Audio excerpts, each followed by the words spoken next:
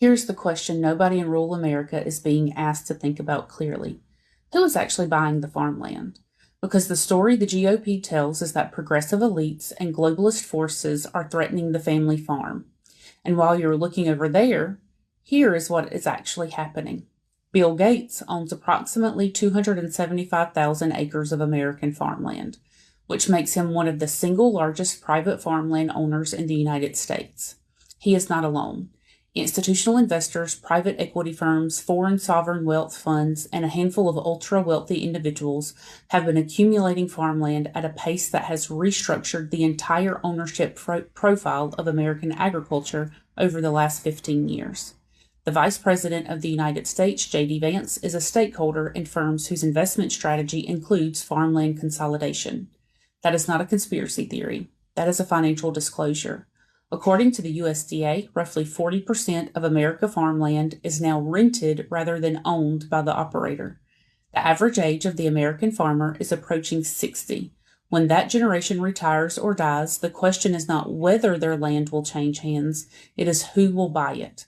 And the answer in nearly every county study that has been conducted is not other farmers, it is institutional capital. This is the part of the conversation where I want to be very clear. I am not arguing that Bill Gates is the villain. I am arguing that the consolidation of farmland into the hands of a small number of ultra wealthy owners is the predictable outcome of 40 years of policy choices, and that those policy choices have been made primarily by the party that claims to represent the farmer. If you live in a rural county and you are watching your neighbors sell to corporate buyers, you are not imagining it. The pattern is documented, and it is going to define the next 20 years of rural American life. Part 3 is going to be about subsidies, where the money actually goes, and it is worse than you think. Trump has destroyed farming in America to the point where American farmers are now having to sell equipment to pay bills. They are getting crushed by Trump. Crop prices are crashing because they can't sell to the biggest markets, China, Mexico, Europe, due to Trump's tariffs. And equipment costs are skyrocketing because of Trump's steel and aluminum tariffs. So American farmers are now paying more to produce food they can't sell. And join us for more at culturalperspective.com, because this isn't random politics, it's cause and effect. The American political system creates a situation in which individuals with no experience, minimal education, and no specific knowledge can run for office, and at the same time creates a situation in which the most popular person, not the best person, gets elected, and which those running for office can lie without consequence. So it's no surprise that America is in serious trouble. American farmers overwhelmingly voted for Trump. They didn't get what they voted for because Trump lied to them. Layoffs are already picking up pace in the farming industry, and it's just a matter of time before we see a strong uptick in farmers losing their farms. What I don't understand is why so many farmers who are losing money and soon their farms, and so many workers who are laid off directly because of Trump's lies and policies, still support him. Let me know what you think in the comments. This is terrifying. What? Farmers across America are going bankrupt. They're calling it Farmageddon. Good. Serves them right for supporting Trump. You still don't get it, do you? Where do you buy food? The grocery store? And you think food prices are bad now? Just wait. Tariffs have decimated farmers. What do you think happens when you start ridiculous trade wars with other countries? They get mad? Yeah, understatement. China's the world's top soybean buyer, and soybeans alone brought in $13 billion for American farmers last year. Now those sales, almost all gone. Yikes. And that's not all. These immigration crackdowns, some farms lost 100% of their workers, all kidnapped by ICE. Now, how do you pick food without workers? You can't. It's rotting in the field. Whoa. Plus, seeds, feeds, machinery, potash, pesticides, all more expensive than ever before. Then you add on high interest rates, and what do you get? Farmageddon? Bingo. And farmers were already 3 times more likely to die by suicide. Ugh. And don't forget, in 22, J.D. Vance's venture capital firm heavily invested in AcreTrader, an app specifically designed to buy up farmland for cheap and sell shares to investors. Wait, So the goal is want to control people? It's just been harder and harder and harder to find those people to work. Bethany Gotts owns Quay's Farm in Mountain Home, but now with fewer workers, a lot of the manual labor is left up to her. She tells me she's tried hiring locally, but it's been difficult to find people willing to do the hard work. Finding a legal American here that is going to work as hard as an immigrant is nearly impossible. She even posted job openings on Facebook. I had 7 people contact me about it, and when I sent them the description, I had no people respond. She says hiring undocumented workers is not an option, with serious risks for both sides. One, you're going to get fined. You have unfortunately, an employee living in fear. They could get picked up at any moment, and then you're without an employee. To keep her farm running, Gotts is hiring high schoolers and is now looking into the federal H-2A visa program. I have endeavored to spend $200,000 to build a small worker housing so that I can get H-2 workers next year. Gotts hopes for long-term solutions that support both farmers and workers. The misnomer that farmers exploit immigrants is just so sad to me because, like I said, my friends and neighbors, we love our workers. They're our family. And they want to work, and they will work hard, and there needs to be a path for these people in our country because our government has failed them. And it is failing, I feel, the farmers. This is terrifying. What? Farmers across America are going bankrupt. They're calling it Farmageddon. Good. Serves them right for supporting Trump. You still don't get it, do you? Where do you buy food? The grocery store? And you think food prices are bad now? Just wait. Tariffs have decimated farmers. What do you think happens when you start ridiculous trade wars with other countries? They get mad? Yeah, understatement. China's the world's top soybean buyer, and soybeans alone brought in $13 billion for American farmers last year. Now those sales, almost all gone. Yikes. And that's not all. These immigration crackdowns, some farms lost 100% of their workers, all kidnapped by ICE. Now how do you pick food without workers? You can't. It's rotting in the field. Whoa. Plus, seeds, feeds, machinery, potash, pesticides, all more expensive than ever before.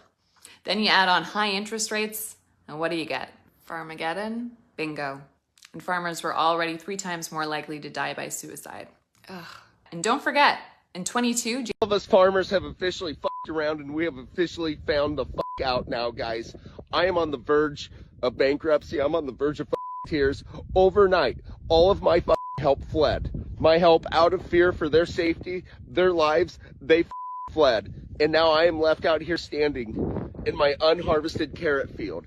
It is January and I'm in Kansas, and this is when carrot harvest goes in Kansas. This field should be full of workers, but all my workers left. And who the do you think is to blame for that? Every single one of them left.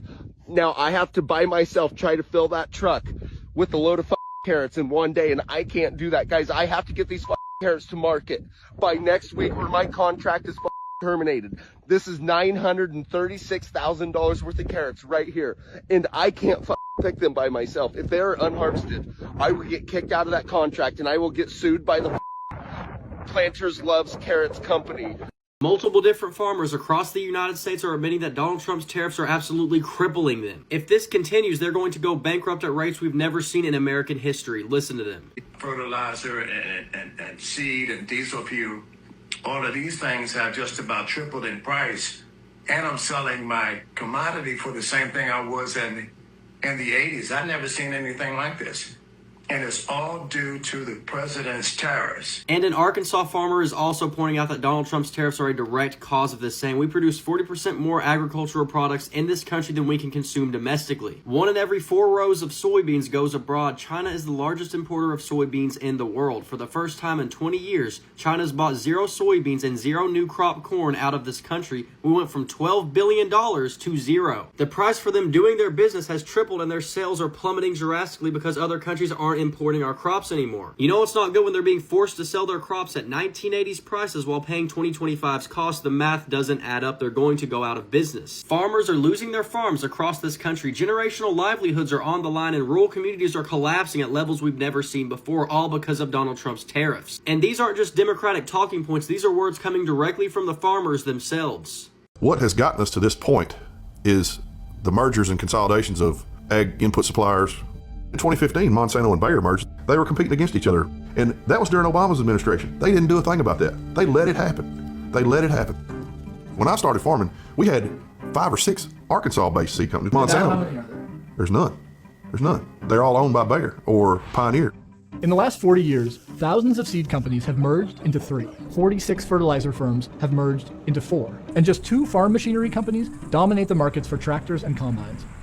Just for easy numbers, say I'm going to make $500 an acre gross on an acre of whatever. Well, those companies know that, and they will price their stuff up to like $490. The lack of competition is the reason they can keep those prices inflated, and there's nothing we can do about it. That ability to raise prices is a big part of why, while farmers are just breaking even, major input companies maintain steadily high profit margins. I'm calling whatever the heck is happening in the world of agriculture a bull market of insane proportions. They're going to push us up to the brink, and then when they tip us over the edge, they're going to go to the taxpayer for the balance. Instead of lowering their prices and taking a cut in their margin, they're just laundering tax money.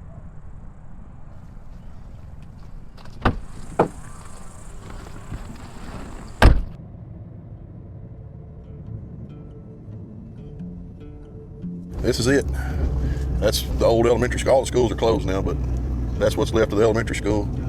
High school's completely gone. They demolished it. Had parts stores, restaurants. You know, even just in my lifetime, we've lost a lot. This was a furniture store, bank. When I was a kid, cotton plant probably had 1,500 or 1,600 people in it. The difference is when I was a kid, there was probably 40 or 50 farmers around here. Well, now there's just like 4 or 5 of us left.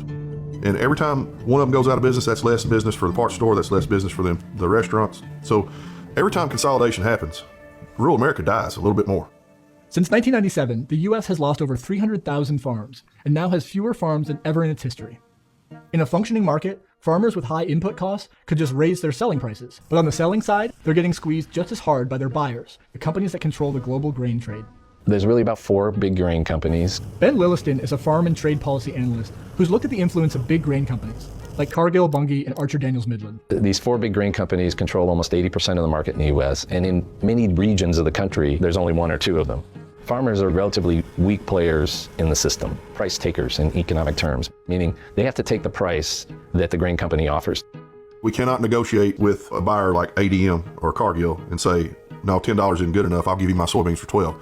They'll just go, well, okay, get out, go on then. We have leverage against nobody. We are under monopoly rule on the input and output side. The global grain companies buy crops from farmers often below cost and turn them into processed food, animal feed, and biofuels. They want as much product on the market as they possibly can get. They don't want any limitations, and they want to pay prices as cheap as they possibly can when they're buying corn or soy or whatever. For decades, they've lobbied for free trade deals that allow them to move crops across borders without cost, claiming this will benefit American farmers. We think trade, whether it be NAFTA or elsewhere, is a good thing, and the American agricultural economy has benefited significantly since NAFTA was put in place. It's been sold to farmers that we're going to control global markets, and this is going to lift prices for you and make it very profitable for you. Unfortunately, that hasn't actually worked. It's actually been a race to the bottom. Rural America, I hope you're watching. Farmers and ranchers, I hope you're watching, because you're being gaslit right out of existence. Hey guys, my name's Will, this is the Back 40, and let's talk about it. Nothing summarizes, nothing epitomizes, nothing represents the gaslighting that's happening to farmers and ranchers in rural America better than the Chinese trade deal that was announced today. Can you imagine a situation in rural America at any job you hold or on any farm and ranch in this country where you could be praised, lifted up, and put on a pedestal for creating a problem, blowing up the entire economy by creating that problem, backing away from your stance that created the problem, and in the end, claiming a victory because you had to back down? That's exactly what just happened today. In rural America, farmers and ranchers, I hope you're watching, because all of America is going to pay the price, but you're going to pay a very special price. And the media plays along. Headline after headline today that Trump got his trade deal with China. And oh, what a trade deal it was. He raised the tariffs to 145%. China pushed back, raising reciprocal tariffs of their own. farmers and ranchers lost $1.6 billion in beef sales. And Australia stepped in to fill the gap. Markets that will not come back again. Are you listening, farmers and ranchers? Up to 80% of corn crop exports gone. 37 billion metric tons of soybeans sold overseas, gone. Brazil, which used to sell China 13% of their row crop reserves and consumptibles, now sells them 43%, and those markets will not be back. Pork sales down. The threats of fowl sales, chicken, turkey, etc., going down.